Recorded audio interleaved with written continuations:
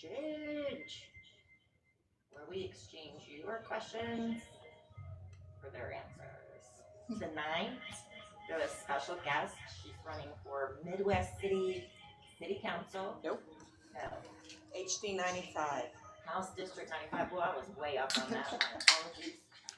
Oh, yay, hi.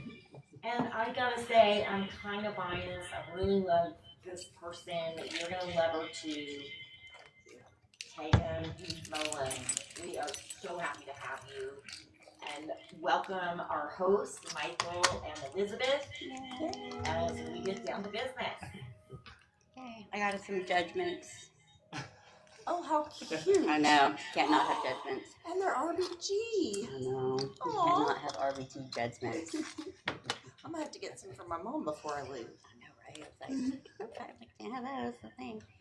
All right, so awesome. I'm like biased because I'm going to be Teagan for a minute. So tell us a little bit about you, why you decided to run. I know you ran last time so close.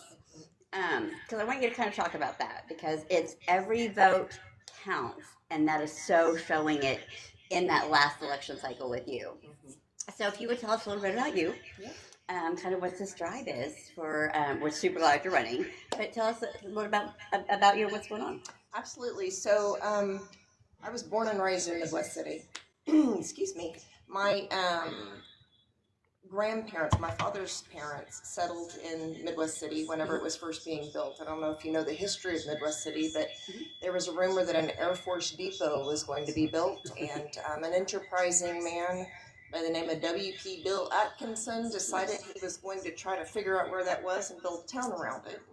And he did. So my grandpa knew how to work on Model T engines. Our family had the first Ford dealership in the state, so he came on up, joined the Navy, and my grandparents stayed there, forever. And then my other grandparents moved in during Vietnam. So my parents met, and the rest is history. And here we are. Yeah. Spent most of my time in Midwest City. My first husband joined the Air Force, so we were away for a little while, but we did come home. And Air Force. Air Force, yeah. My Air Force friend. Yeah. And then, I have been a public school educator for most of my working career.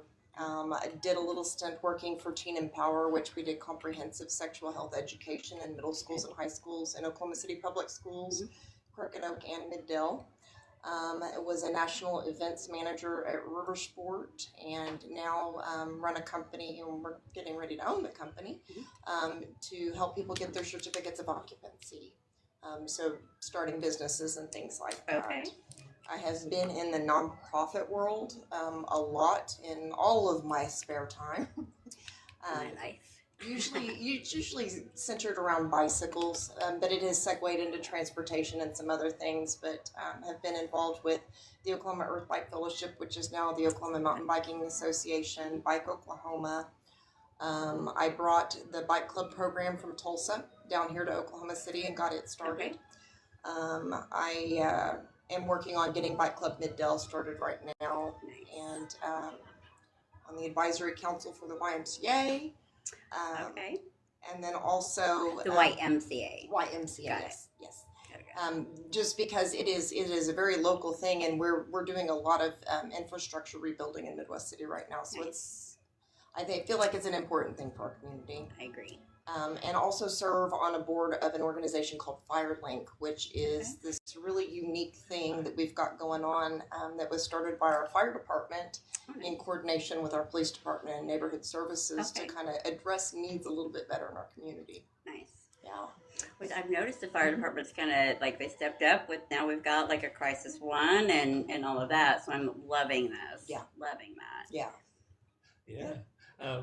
I know you're big into transportation, so can you kind of go into why it's so important to kind of improve our infrastructure and Oklahoma for that? Absolutely. That was another board I'm on. I'm also on the Alliance for Public Transportation's board. Okay. One thing that I learned very quickly when I was working as a public school teacher is our families all come to the table with different circumstances. Right.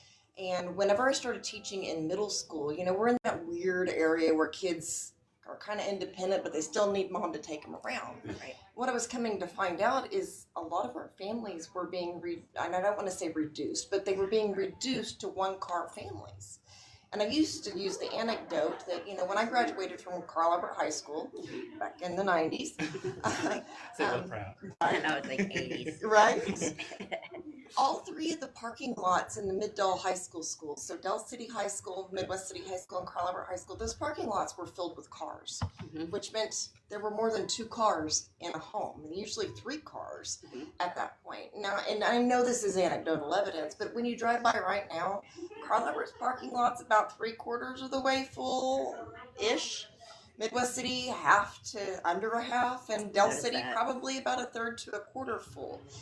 That's because the income levels are decreasing so much that families aren't able to provide these things, or kids aren't able to have jobs that will allow them to purchase their own cars.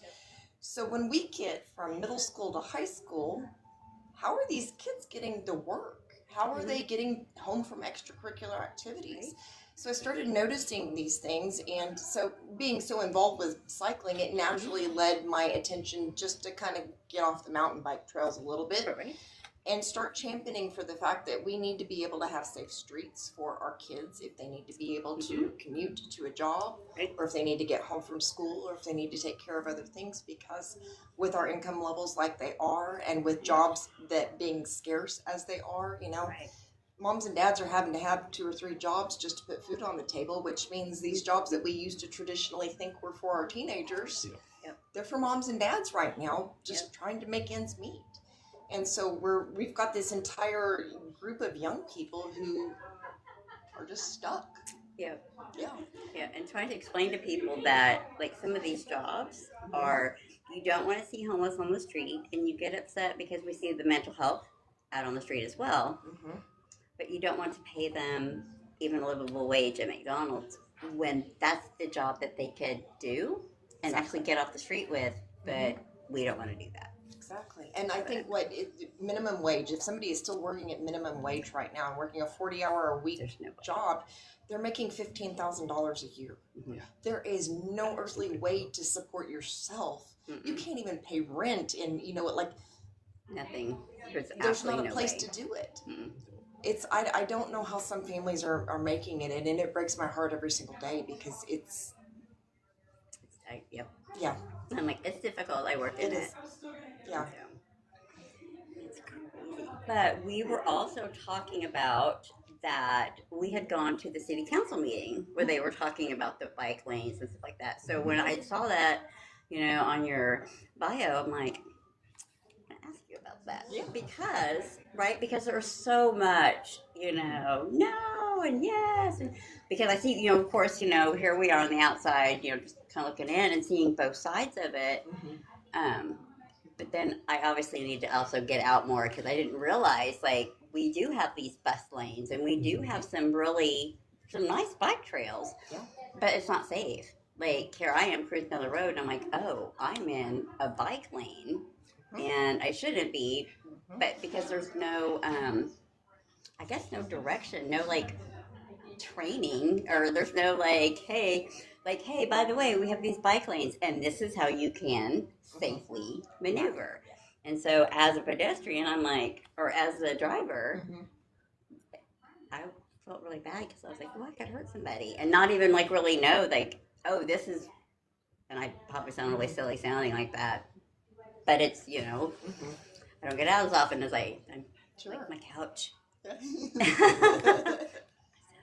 But yeah, so also Air Force brat, so. Well, yeah, you're right. Having bike lanes, it is definitely a necessary infrastructure for any municipality.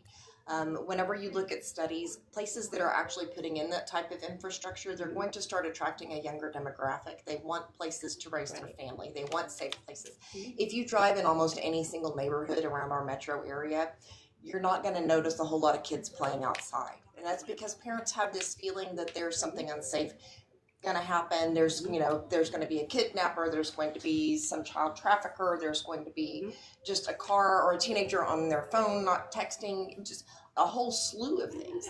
And you're absolutely right. Sometimes we put these bus lanes or these bike lanes out places, and we don't give a lot of instruction. So that's one of the reasons why having Bike Club and the Bike Club program that they've got up in Tulsa, I mean, it set the standard. There are places everywhere that are emulating it. But kids ride in these big packs and they've got these bright neon vests on, and people are forced to pay attention. Yeah. And I don't want to make it seem like we're putting our children out front to lead the way and be the first ones to be killed out in an accident like that. But it is such a high visibility thing that teaching the kids how to do this, we're growing them generationally. Right. To understand those rules of the road, but to also understand that bicyclists also pay taxes that pay for our roads. Correct. They have every single right to use them. There's not a law that says that they can't use them. Just because somebody has a feeling towards bicyclists, or sometimes we like to call them mammals, middle-aged men in Lycra. That fits. Right. But when we think of cyclists, that's usually what we think of, is somebody's going out there training for the Tour de France. That's true, right? Yeah. Which, oddly enough, we actually did have an Oklahoman who won the last black jersey that they ever awarded in the Tour de France.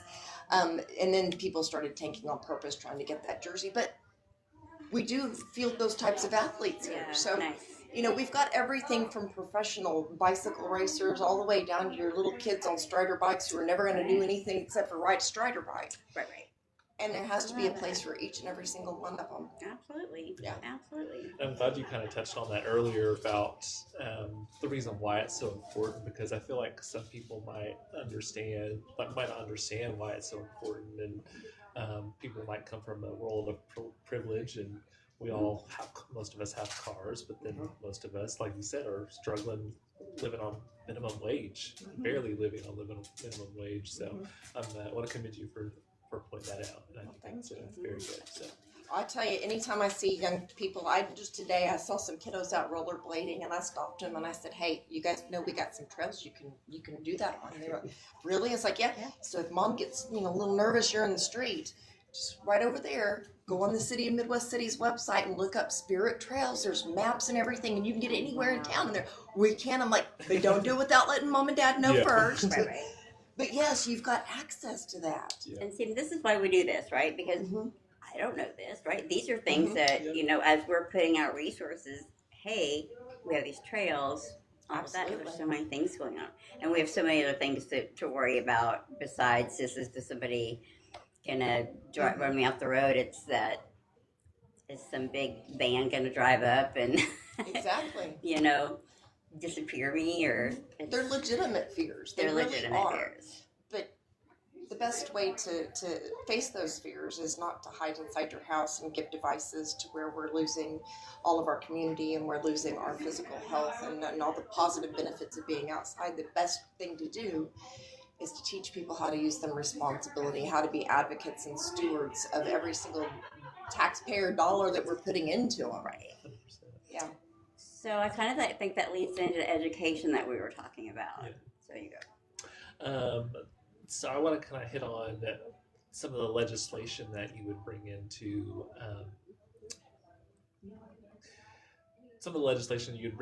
like transportation. I got tongue-tied for a second. Yeah. And I'm over here like, what are you doing? I know, I'm like the office creeper, walking HR violation. Yeah. Well, one of the things I actually am already doing is I am the chair of the Oklahoma Trails Advisory Board. See, there's more things I'm involved in that they go out of my mind sometimes. But the Oklahoma Trails Advisory Board is set up through the Parks and Recreation Department through the state. And it administers the federal recreational trails grant funding, which, strangely enough, with all the budget cuts that have happened over the last decade, this has not been taken away yet. So it's been a really great thing. Right, I'm like, But what we do is every spring we review grant proposals and we grant this money out to municipalities, different nonprofit organizations, Tulsa River Park, City of Oklahoma City, Midwest City, a ton has been given to Midwest City to build these trail systems. The whole purpose is to increase the outdoor opportunities for people using this. Sometimes it's done in conjunction with like federal Rails to Grails grant funding as well. And then you can make all sorts of really cool things happen. But yes, going into transportation, cycling is my forte, but I'm starting to learn more about different types of transportation, especially with the buses. And I know that, our busing systems are heavily subsidized. There's no way that they're ever going to be in the black on a ledger. It's always going to be in the red because of everything, but it's something that we've got to continually do. And it's one of those things that I've been beating the drum for since we've got Olympics coming in 2028. Right. So something that I know firsthand because my children both competed in the canoe kayak teams at River Sport for a very long time before I was ever employed there, is that, these are really big sports in the European countries and a lot of South American countries. And what do we know about their transportation? They love their transportation. They don't depend on their cars like we do. Nope. So whenever we've got all these Europeans that are going to be coming here in 2028, they're not going to be expecting to rent a car and drive everywhere. They're going to be looking for those less expensive opportunities to ride a bus, to get on a Lime scooter, to do those different modalities that allow them to have that access without having all of that responsibility. Yeah, so I keep bringing that up. I keep bringing that up at my city. I keep bringing it up anytime I'm talking to other people because it is something that we do have to take a look at. That's one of the things that we're trying to champion and trying to bring forward to have a day at the Capitol where we talk about active transportation and alternative types of transportation to the car. So that includes your buses, that includes your railways, that includes bicycles, that includes running or walking.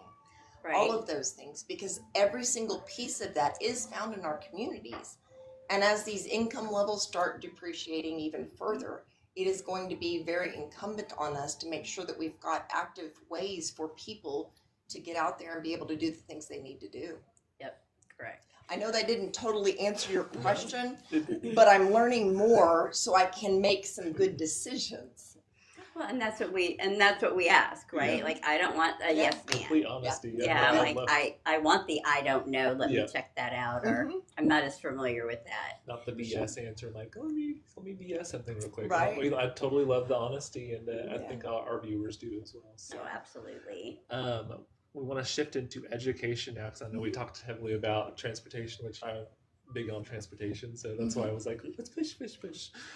Education. So I want to know, like, how do you feel about like the vouchers for schools and also the teacher pay in schools as well? So kind of get your opinions on those.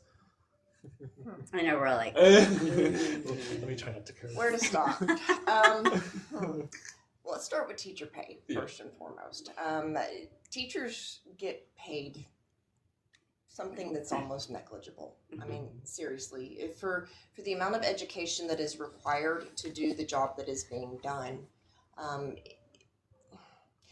there was a period about 10, 15 years ago when there was a lot of talk about letting computers and these computer systems that could gauge where a kid was and actively modify things or go to different levels to meet the child's needs. right. In theory, it sounds wonderful. In practice, you've got 50 or 60 kids sitting in a room with one teacher monitoring them. They're not allowed to interact. They're not allowed to do things. There's no hands-on learning. It's all on a device. Their little brains, those neurons are not connecting. They're not learning how to form relationships. They're not learning how to be creative with the stuff that they're learning to build upon their schema. They're not learning any of these things that they need to learn. So while it sounds really great in theory, it's not so much. The tools that a teacher accumulates over the course of a career, there's something to be said. It's like the difference between an art and a science. Anybody can learn the science of how to teach, but it takes a truly gifted person to be able to take that knowledge and to be able to create something and give it back to the students in a way that makes it meaningful for them. Right. Just knowing that, knowing the artistry that goes into a job like that, not just the education that you have to have, is something that they really need to be compensated for. I don't think a lot of people understand also that, yes, teachers technically get summers off, technically. But the way they're paid is a lot of school districts have made this decision. Instead of paying for them for only the months that they work, they have divvied up the pays into a 12-month thing. So they're getting paid during the summer, yes, and not working, but that's only because the school district wants to retain them. Right. And in order to do that, they need to have a paycheck coming in every single month that they're not working as well. So Yes, teachers absolutely deserve to be paid a lot more than what they are being paid right now. Yeah. The second part of the question, it just jumped right out of my head. Remind me, I'm sorry. The Vouchers, Yeah. yes.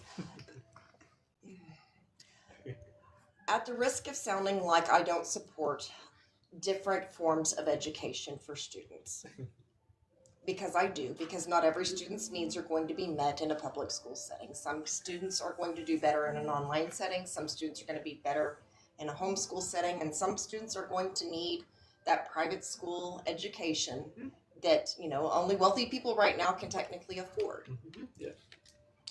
Most of the money that is being put into school vouchers right now are being utilized by people who can already afford to send their children to private school. Yeah. And that means we're subsidizing the wealthy. We're subsidizing the wealthy at the expense of the public schools who are not getting adequate supplies, adequate funding, and anything that it is needed. I mean, we're getting to a point to where it's becoming a haves versus a have-nots. And there's, I think, a lot of things that we can do whenever we look at the funding formula and we look at things like that. I made a comment not too long ago because I've interviewed with the state chamber a couple of times, and they have been big in the news recently because they're really trying to get out in front here because they finally started to realize that businesses aren't wanting to relocate here. Why would they? Because of our public school system. Yeah. And so they're trying to reposition themselves to be champions. But the one thing that they are doing, the big thing that they are neglecting in every single conversation that they're having, they're not talking to teachers. And we were talking about that because I'm like, why are we doing that? Why are, and it's in any job. Why are we making these decisions when you're not the one in that position? That's really frustrating, especially when you go to pull something up and you're like, why? Oh, that didn't work for us. You don't use that. So why are you doing that?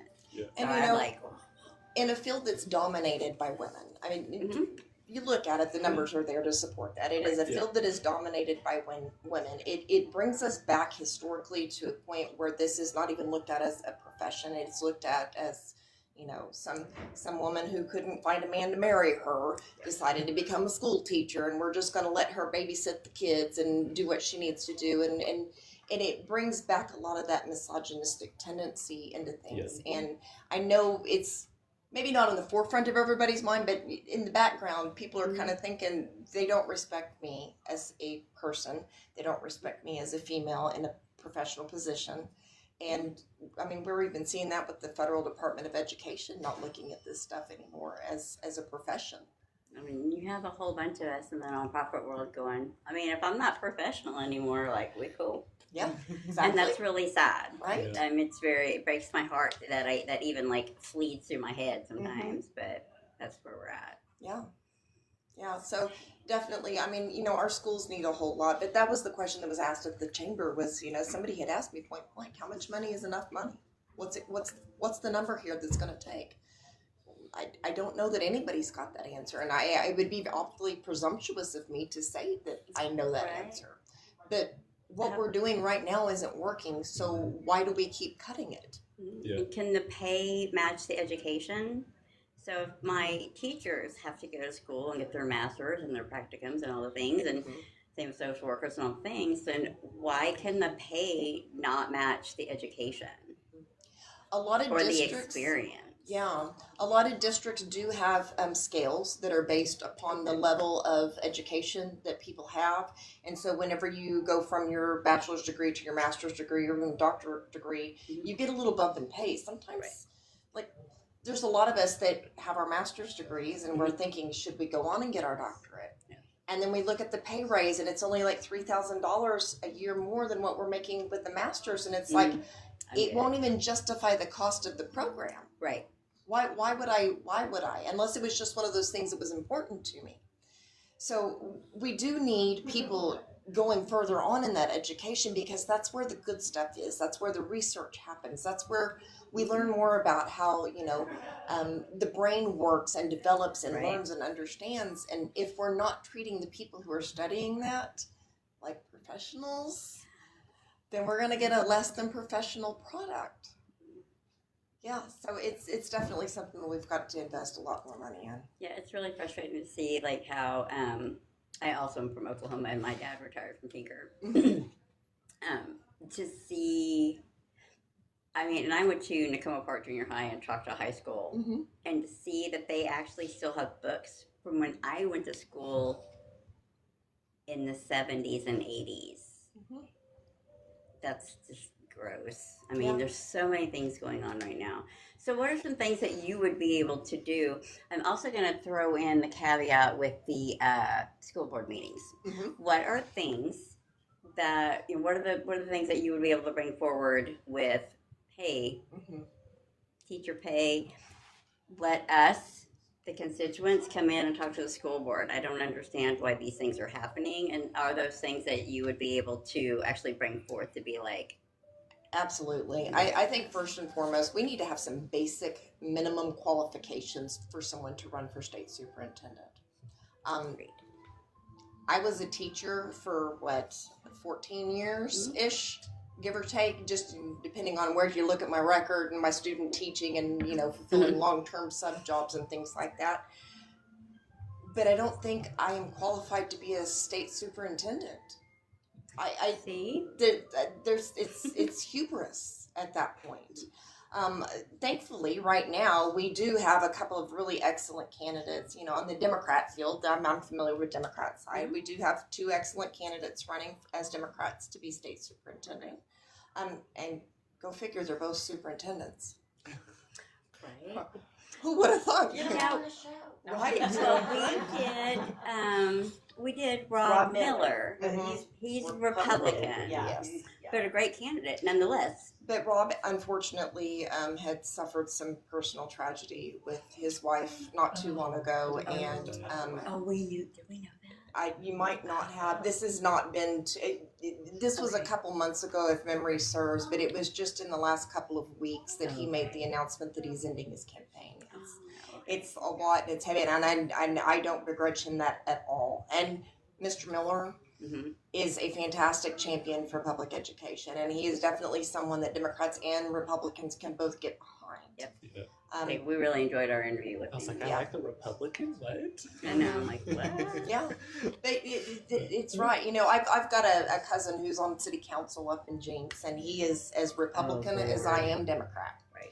And, you know, we talk periodically about politics. We don't go down the rabbit holes, but we do talk about it periodically. And that was his comment to me was, you know, this is somebody that, you know, both sides could get behind if that's who happens to become elected.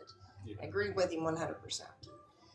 But we've got to keep looking at those things. So, yes, starting off, yes, that's something that I would definitely do. Number 1. Number 2, we have got to reaffirm our commitment to upholding democratic processes. And anytime that we limit the public's access to things that should be available to the public, we are thwarting democracy. And I know there's going to be people out there going, we don't have a democracy, we're a constitutional republic. And fine and dandy, that's an argument for a different day. But for simplified purposes, we're just going to say democracy right now. Right. But yes, we need to reaffirm that commitment because nobody should be let out or pushed out of a board meeting. There should, if anybody wants to participate in that public comment section, that's what those people are there for. Yeah. And then, you know, those are things that we can't do, but also looking at funding formula and things like that, we need to be creative. One of the things that I got to see firsthand through my mountain biking advocacy is got to take this really interesting tour and presentation from the Walton Family Foundation, which I know some of your listeners are probably familiar with the Walton family, and understand that they have dropped a ton of money into Northwest Arkansas and have changed most of their public schools over to a charter school system and have, I think they donated like $200 million to the state parks. I mean, they've done a lot of good with the money. You can also look at some of the negative things as well. Right. But for the topic at hand, we're just going to focus on what they've done here. One of the things that they did with the schools that they invested funds in Northwest Arkansas is they made upgrades. They helped them with this stuff that eats those operational costs, making sure the buildings were sound. Most of the buildings that we have built in the Mid-Dell area were built in the 50s and 60s. They're old.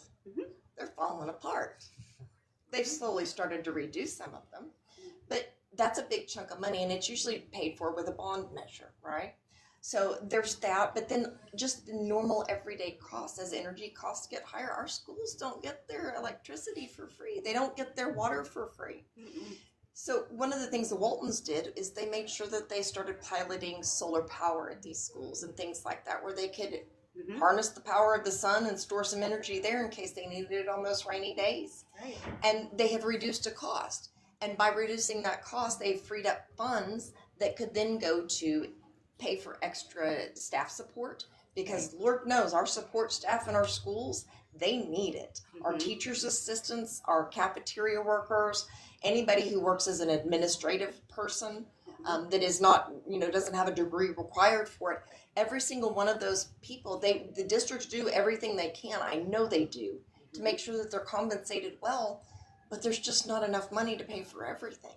Right. And I've noticed the rural schools are the ones that really suffer. They do. Because I know when I think I was working out in Guthrie, and I was working for Community Health Mental Health Center, but because there's not a lot of support out there, that we were like the on-call. So if there was something at the school, meltdown, anything mental health wise, then we would go out there. Yeah.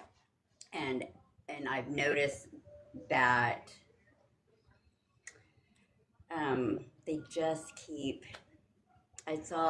cutting everything. And I saw a thing the other day, sorry, I have to concentrate, that said you have a moral obligation.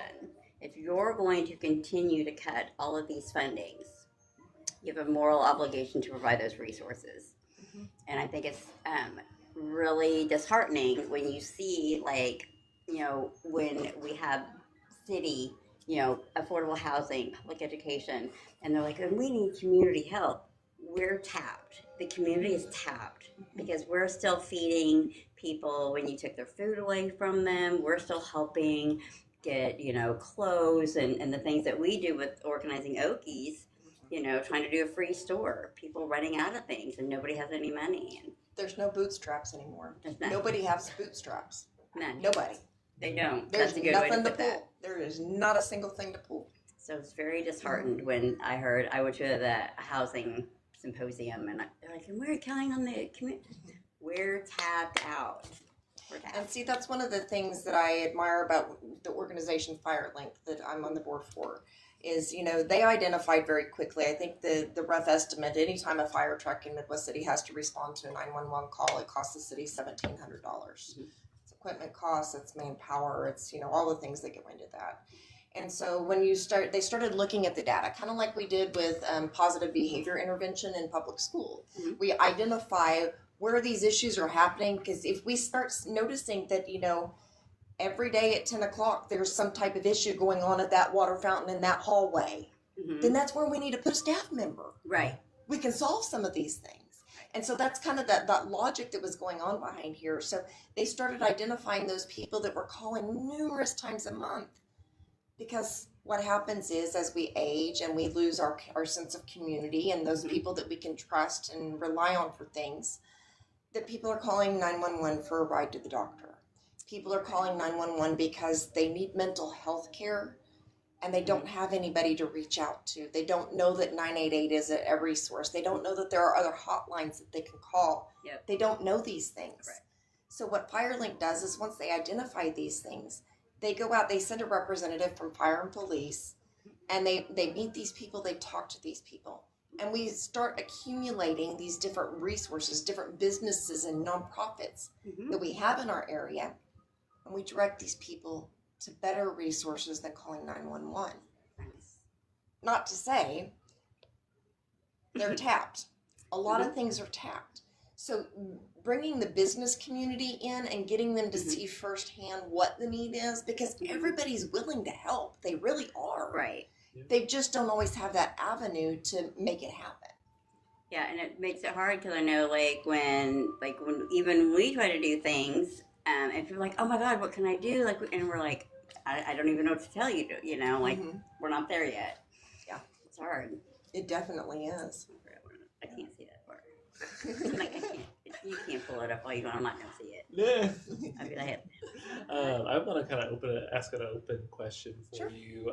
So, what do you feel like is being most overlooked in your district, and what do you plan to do to help fix it? That's a good question.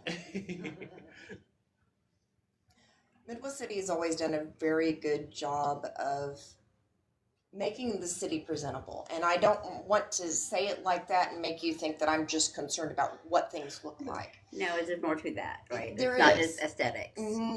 If your city is presentable on the roadways, it means you're not hitting a pothole every 5 seconds. Yeah. It means your lanes are striped appropriately. It means there might be sidewalks that are ADA accessible that people can actually walk down the road. So Midwest City has always done a very good job of doing that. Now, my district is the older parts of Midwest City, but it also is Tinker Air Force Base, and then the more rural parts in northern Cleveland County.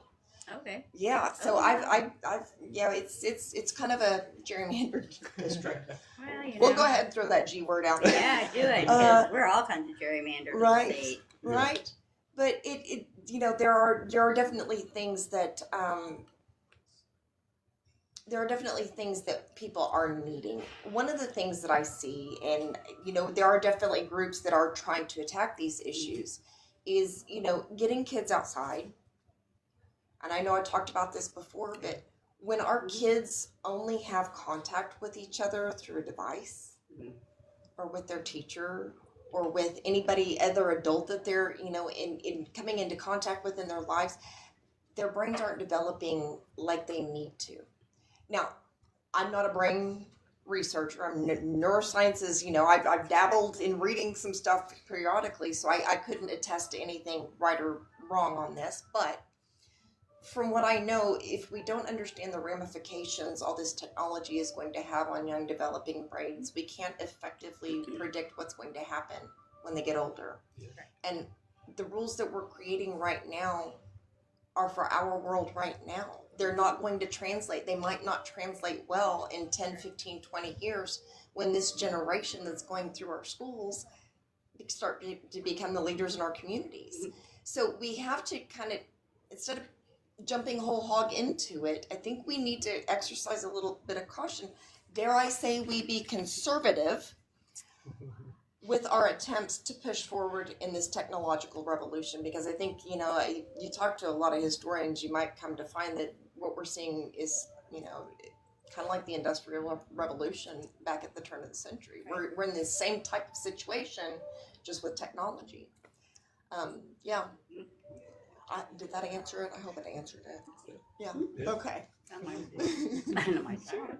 I know. Well, I have to stare off when I talk, or I will lose my train of thought and make eye contact. And I'm like, Yeah. that's it. Right. You lose it. I know. Yeah. I was I like, get it. yeah, I know. We were like, oh my gosh, what we're gonna do. So I was thinking, with the kids, I actually work in community-based mental health, and so those ACE scores.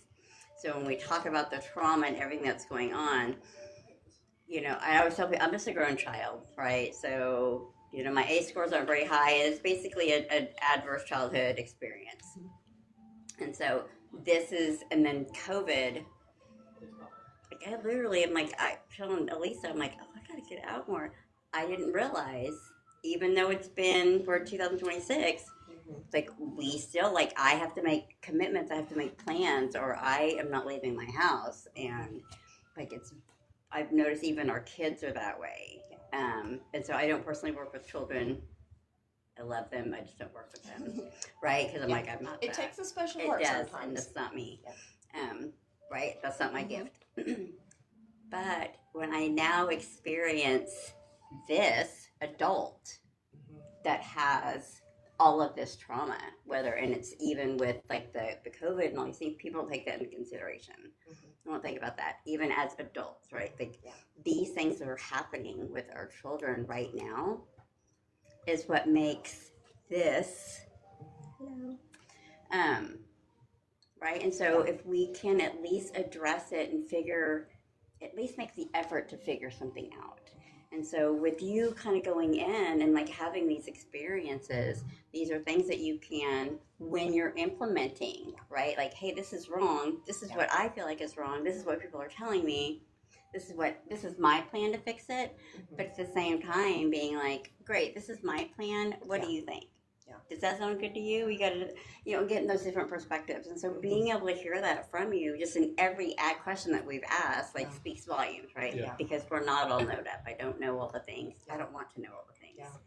I tell people that on the doors all the time. I know what my issues are. Right. My personal issues. I also know what the issues I care about and the issues I can champion about, the issues I can allow my passion to come through. I know what those are, but I also know that things affect other people.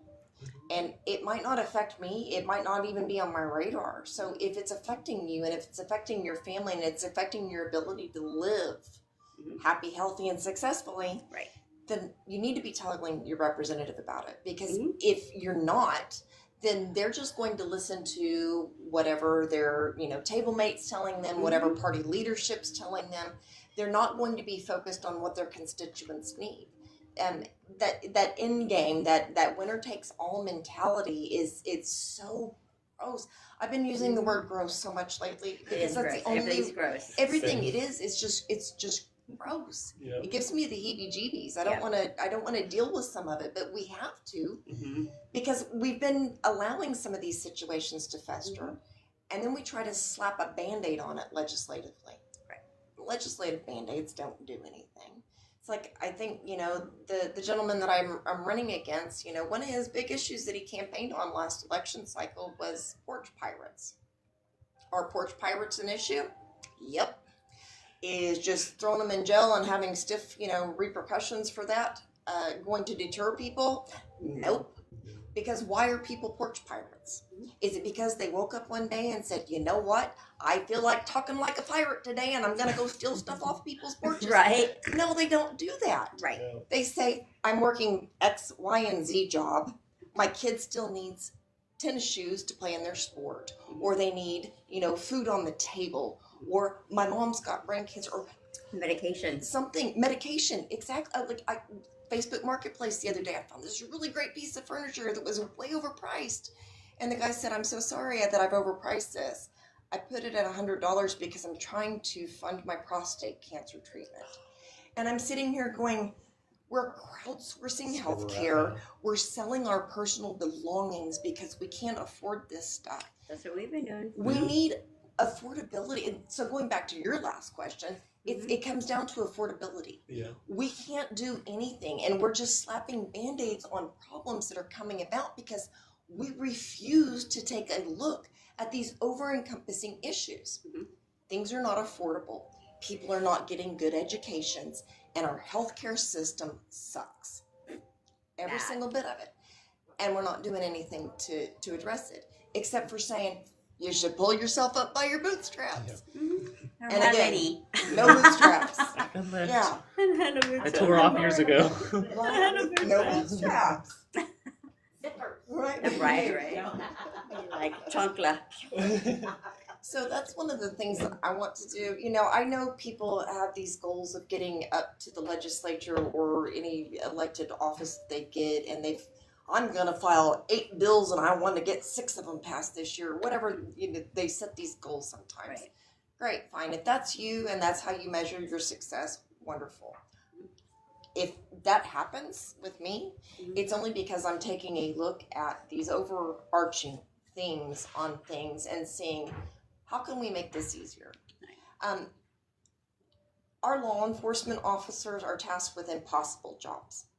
They really are. They're supposed to be cognizant of almost all laws at all the time.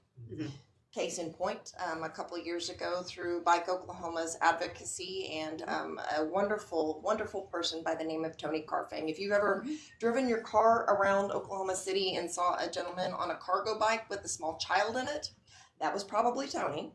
And I think at one point, I don't know if he's still doing this, so you'll have to forgive me, but I think there was one year a few years ago that he had set a goal not to drive his car more than 100 miles for the entire year. He rode everywhere by bicycle. It was an incredible thing. But part of his advocacy was making sure that we passed something called an Idaho stop, which if you're not familiar with that, it just generally states that if a bicycle comes up to a stop sign, and there's no approaching traffic to the other stop signs, the bicycle doesn't have to stop. They can just go through it. It's an Idaho stop. Okay, got it. It's a legal thing. Likewise, the dead red law that we had, there was a stipulation in there for motorcycles, but not for bicycles. Well, most of the little strips that we have on our roadways, when you come to a stoplight, won't pick up a bicycle. Right. If they're not made out of metal, it's not going to register. So it just states that if you come to a dead red light, it's not changing. The bicycle can come to a stop, or you slow down significantly, and if nothing's coming, they can go ahead and proceed. They do this because the science is there. Mm-hmm. You can go through that intersection. You can, make those changes, and you don't hinder traffic, because that's one thing that motorists are really hateful about, is you're hindering traffic. Fine and dandy, we get that. But then they get mad whenever we follow the law and do follow the dead red law. We do the Idaho stop, but we also get police officers who pull people over on bicycles. You ran a stop sign. You ran a red light. So part of the advocacy is make sure you carry this law in your little, bag, whatever you've got on you, because our officers aren't always cognizant of those laws. And if they give you a ticket, it's an easy thing that you can find. But if you can bust out that law right there and say, hey, look this up real quick, I'm not in the wrong here. Right. And do it politely, of course. Right. Then, you've got this a leg to stand on, so to speak, Right. with them, and not being able to get a ticket. So I was going somewhere with this point, and I started looking at you, and I just did what you told me that I was going to do. I lost my train of thought. But to the point, if we're enacting things, if we're creating so many laws that nobody can keep, that's the point I was going to make. We can't keep up with all of them. Yeah.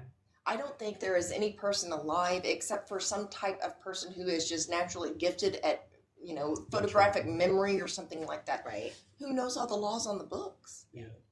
And if we just keep crafting laws to address teeny tiny little issues, which could be addressed with a bigger overarching law, Right. then I think we need to go for the overarching law and do kind of like maybe what England does, and have a judge interpret it and have that case law precedent set.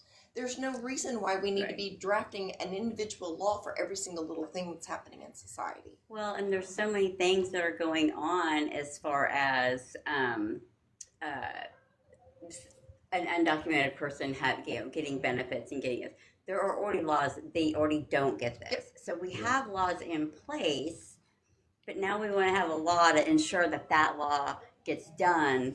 But then I'm going to have this little nugget just in case you don't want to follow all these laws. Same thing with voter ID. Yeah. It was like, Thank you. I already provide my ID at the voter station, so why? Yeah. Exactly, but that's the thing, is most people aren't cognizant of all the laws. And so it's very easy to tell the entire populace, those undocumented people, they're getting their health care for free, they're getting their SNAP benefits, they're getting X, Y, and Z. And if somebody knew the law, they would know, no, they're not. Not unless they are perpetuating some grand fraud. And if they are perpetuating a grand fraud, then it should be discovered, and there are legal mechanisms there to take care of it. Right. So it makes it very easy to strike fear into people because we are ignorant of the law.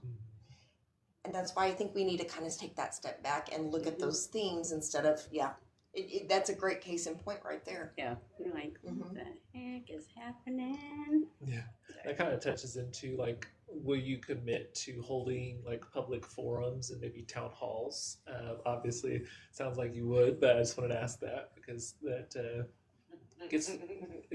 How long's it been since you talked to your senior rep anywhere? Right. I see mine. I don't know if he likes me yet. Comical. Oh, he's mine too. Yeah. Well, he's half the state, so yeah. Right. Yeah, no, absolutely, 100%. I'm always game to do those things. I've actually ran the last 2 election cycles. I ran in 2022, and then I ran in 2024. Had similar results both elections. Okay.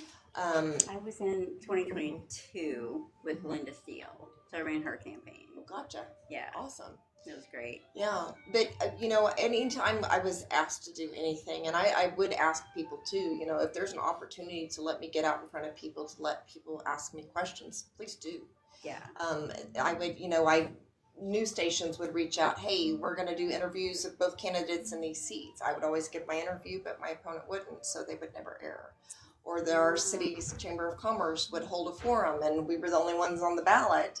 And I would agree to do it, and he wouldn't, and so they wouldn't hold the forum. So I didn't get to get out in front of people either. Nice. Got it. But I'm very concerned about people having access to that type of stuff. We used to have a group on the eastern side of Oklahoma County called Eastern Oklahoma County Democrats, and as groups sometimes do. As people age and younger people aren't becoming involved and people just, you know, they become complacent. I think complacency is the biggest issue we've got in a lot of communities right now. But they become complacent. The group dwindled until it was almost nothing. We reformed it last year under the name of Eastern Oklahoma County Progressives. Nice. When I go door knocking right now, I take little flyers with me. I keep them in my back pocket. And whenever I'm having conversations on the door, and I don't care if they're a Democrat or an independent or a Green Party or a Libertarian or a Republican, if they sound like they want to learn more, if they want to become more knowledgeable about people, I let them know. Tell them why we named it Progressives, because yes, even Republicans have too. Absolutely. And we know for a fact right now that there are out there that don't feel comfortable with their own party. But they also don't feel comfortable becoming an independent. They also don't want to become a Democrat. They also don't want to do anything else. So we need to have these soft places for them to land, because our system of government functions best when there are at least 2 fully functioning parties. We've got to have that. So I invite them. I hand those flyers out on the door. I'm handing out my walk card, but I'm saying, but hey, we got a state superintendent candidate coming up. Hey, I got 2 people that are running against Tom Cole. They're going to come talk at these meetings. Nice. And I tell them, if you want to learn more about the candidates, come on out, because this is the best way to do it. They're deliberately coming here to your community to make sure that you get an opportunity to talk. And that's one of the things, like, I know that I know that I would look at Elisa because we're always going together, but I know that's one of the things that we really love is, like, going up to the Capitol because they do that. They want people to be involved. You know, this is who I am. This is what we're doing. This is what we can do. If you'll just call us. And I tell people all the time, I'm like, I know that when we go up to the Capitol, you know, I'm going to go to, hey, how you doing? They're like, because we go up there, and it's not like, oh, look at me. It's, no, we voted. I'm your constituent. Like, I don't like what's going on, and you're going to see my face, and you're going to get my emails, and you're going to get my phone calls, whether you like it or not. Yeah. And so, because that's how it is. And, you know, and it's fun to get involved. It's fun to, this is our government. This is how it works. And so being able to have those town halls or, you know, going up to the Capitol and having the symposiums is really cool just to get involved. This is, you know, I read a post on, I want to say Facebook. It was probably Facebook. And I don't even remember what group it was. I didn't save it. But it was just one of those things that made me go, oh, something somebody is doing somewhere is working. Because this person was, you could tell by the way that they were writing and the language that they were using that they were not necessarily a conservative person. But they took the time. They were down from the Lawton area, and they took the time to meet with Daniel Pay and Dusty Beavers. And they probably had preconceived notions based on what they'd seen in the news, but they described their meeting with these 2 people. And they described how they thanked them for some positive stuff first. And, you know, talked a little bit about those issues, those bills, the whatever it was. But then also said, this is my background. This is what I know about this. I am an expert in this. I am very educated in this. This is why I don't think you should be supporting this anymore. And starting to develop that one-on-one relationship with them. Because that's what politics is utilizing the relationships that you have to make sure that people around you are getting what they need. Some of it has gone a little bit too askew and gone to the people who already have. All right. A lot. Well, let me rephrase that. A lot of it is going to the people that already have and ignoring the people that have not. And that's kind of the dynamic that we have to change. But seeing that person's narrative on meeting those two lawmakers, when they could have just been completely rude and gross and everything else just based on preconceived notions, but they weren't. And that's what I I'm going to be telling people about and using this anecdote again, because it's one of those things that creates a better situation for everybody. It softens hearts, it opens ears, it allows for better laws to come out to support us. And I know, like, when we got stuff going on, I'm like, okay, I'm going to text this representative, you're going to text that one. Because this is how it works, right? Like, hey, I've got this going on, or figuring out who's on what committees. Like, for example, Carrie Hicks's prescription drugs. So I had an issue with that, and I said,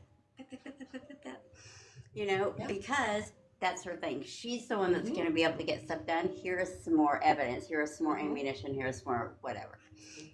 Please help me. Yeah.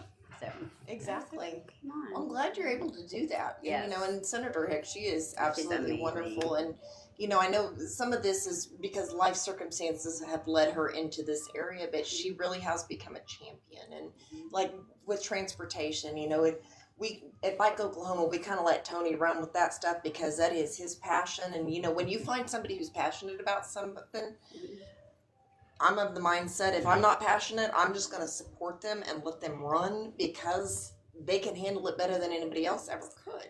Right. But developing those relationships, and then you start to identify those people who will be the champion on these things and look at these issues and can bring forth some better stuff for all of us. Yeah. Yeah. I'm really looking forward to being able to do that. All right, we are too. We're looking forward to you being able to do that too.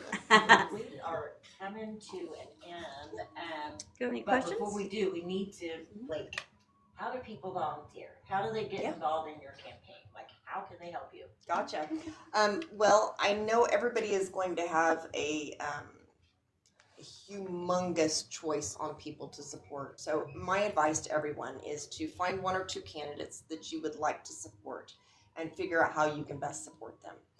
In order to support my candidacy, if you go to my website, it is www.teaganforok.com, and that's spelled TEGANFOROK. Then there will be a contact form there. It just sends us information. You can request a yard sign. You can say, hey, I want to volunteer. My wonderful niece, Darren, is she's gotten into politics and is, working campaigns and stuff. Yes. My other niece is actually Starting working for the Gina. fire. Oh, yeah. So the two names wait. nobody can say. So then we need your nieces. We need to get a hold of her. This is Yeah. how it Gina works. Oh, for yeah. a minute. Yeah, we've been trying to get Gina for a minute. We've Gotcha. emailed And and the superintendent, so if you can help us out with that, Yeah. we appreciate Oh, it. I know, we're absolutely. like, I can do come that. on, girl, I we can got do this. that. I got you. Yeah. You just call me the bootstrap. All right. Yes. I love that. Oh, we're like, my God. yeah. I love But that. yeah, if people sign up, we'll reach out. Darren will call, and I let her handle that because I want her to get that experience. But she will call. She will find out. Some people like to knock doors.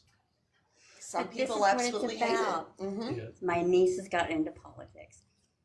Good, that's what we need. Mhm. That's our goal. Our whole goal of organizing Okies is we're old. We've been doing this for a long time, Mhm. and we need the youngers to come in. We're going to guide, we're going to train, we're going to. They've been training me, Mhm. so Mm-hmm. I've always considered myself a progressive, but I'm like looking to y'all because y'all are a whole different level. And I'm like trying to get there with you guys, but yeah. And we're like, come on, Dale, come on. I mean, I just have a vision of us older, gals, Mhm. like we're gonna distract them, we're gonna have them all, entertained, and the youngsters, we're gonna go do the work that has to be done, Mm-hmm. because there's no way we can stay off the grab line, we just can't run that fast. I know, right? I'm like, So you tell it, Yeah. we'll move it to this side of the town or whatever, and y'all go do what you need to do. But aren't young people great? I mean, young Yes. adults especially, like that six. I'm gonna call six. They're not adults, but like 16 to like the mid-20s ish. Mhm. If you just give them a little bit of direction, they will run, and they usually do a spectacular job with what they're doing. Can we introduce a provisional adulting certificate for the age group? Oh, so I that would there's support no that. like real legal ramifications for the mistakes you make. Because nobody actually teaches you how to be an adult.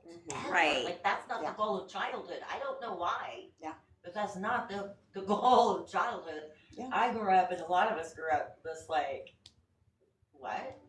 I thought we were being trained for adulthood. Yeah. What is this? You know? Oh, because we were talking about the home ec and the future homemakers of America and But it still Decade. didn't train you to Nothing. adult. I mean, No. oh, To I know how balance to a make a checkbook. meal, but I can make Yeah. it. I make some Oh, churros and sew on a button. Yeah, I think how that's to the make an informed decision. Exactly. Like, what do I need to weigh in Exactly. this decision? You know, like that's not taught at Mhm. all. And Yeah. politics, Yeah. Mhm. You know, we don't even have civics anymore, more or less, like teaching people Literally. what and how politics works. Shouldn't we actually have some ways for them to grow up to Yeah. be politicians when We- they're adults? we should. We Right. should. We absolutely should. I mean, I know we have future, Democrats or future Republicans or whatever. Yeah, the Some of the bigger high schools have them, but Mhm. most all of the colleges do. Yeah. Young Democrats, Yeah. young Republicans. Yep. But I don't know. Like, we need more. We do need Mhm. more. Yeah. We need more. We've been taught for so long that we don't talk about religion or politics, and we don't need to talk about religion, but we don't need to talk about them, and that has led to a completely illiterate society in those two topics. Oh yeah. We don't know how to have conversations healthily and heartily, which means there's a lot of misunderstanding and there's a lot of room for corruption of things that could be wonderful tools to push humanity forward. And it's something that we've really got to start doing. And I'll be the first person to admit there are times that I want to throw my ketchup at the wall too. But I don't. saying. But it's just because of the frustration of not being able to have those conversations with people because they have been able to completely shut themselves down to a point that you just can't have those conversations. So yeah, Are we need that. even in our bodies anymore? 'Cause it kind of feels like we're all just like kind of sitting like just above. I have on a or man. something. What's that? The Men in Black. I have on an Edgar suit There you go. Yeah. I live in my with my judgment. With my judgment. Your judgment. With my judgment. Got to buy those.